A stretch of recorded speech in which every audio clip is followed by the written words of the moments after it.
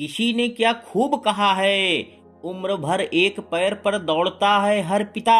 अपने बच्चों को उनके पैरों पर खड़ा करने के लिए मिलने को तो हजारों लोग मिल जाते हैं, लेकिन हजारों गलतियां माफ करने वाले माँ बाप दोबारा नहीं मिलते।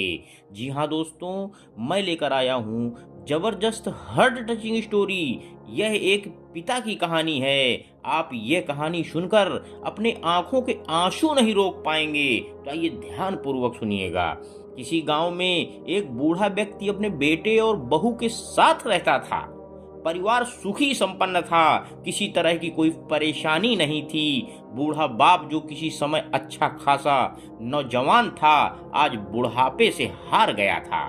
चलते समय लड़खड़ाता था, अब तो लाठी की जरूरत पड़ने लगी थी। चेहरा झुर्रियों से भर चुका था, बस अपना जीवन किसी तरह व्यतीत कर रहा था। घर में एक चीज अच्छी थी कि शाम को खाना खाते समय पूरा परिवार एक साथ टेबल पर बैठकर खाना खाता था। एक दिन ऐसे ही शाम को सारे लोग खाना खाने बैठे थे। बेटा ऑफिस से आया था, भूख ज्यादा थी, इसलिए जल्दी से खाना खाने बैठ गया और साथ में बहू और एक बेटा भी खाने लगे। बूढ़े हाथ जैसे ही थाली उठाने को हुए, थाली हाथ से छिटक गई और थोड़ी दाल टेबल पर गिर गई। बहू बेटे ने घृणा दृष्टि से पिता की ओर देखा और फिर से अपना खाना खाने लग गए। बूढ़े पिता ने जैसे ही अपने हिलते हाथों से खाना खाना शुरू किया, तो खाना कभी कपड़ों पे गिरता तो कभी जमीन पर। बहू ने चिढ़ाते हुए कहा, हे राम, कितनी गंदी तरह से खाते हैं, मन करता है इनकी थाली किसी अलग कोने में लगवा देते हैं। बेटे ने भी ऐसे ही सिर हिलाया जैसे पत्नी की बात से सहमत हो। नन्हा पोता यह सब मासूमियत से देख रहा था। अगले दिन पिता की थाली उस टेबल से हटाकर एक कोने में लगवा दी गई। पिता की डबडबाती आंखें सब कुछ देखते हुए भी कुछ बोल नहीं पा रही थी। बूढ़ा पिता रोज की तरह खाना खाने लगा। खाना कभी इधर गिरता कभी उधर। छोटा बच्चा पोता अपना खाना छोड़कर लगातार अपने दादा की तरफ देख रहा था।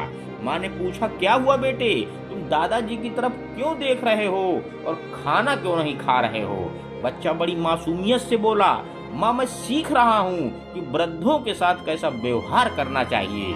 जब मैं बड़ा हो जाऊंगा और आप लोग बूढ़े हो जाओगे, तो मैं भी आपको इसी तरह कोने में खाना खिलाया करूंगा। बच्चे के मुंह से ऐसा सुनते ही बेटे और बहू दोनों कांप उठे। शायद बच्चे की बात उनके मन में बैठ गई थी, क्योंकि बच्चे ने मासूमियत के साथ एक बहुत बड़ा सबक दोनों लोगों को दिया था।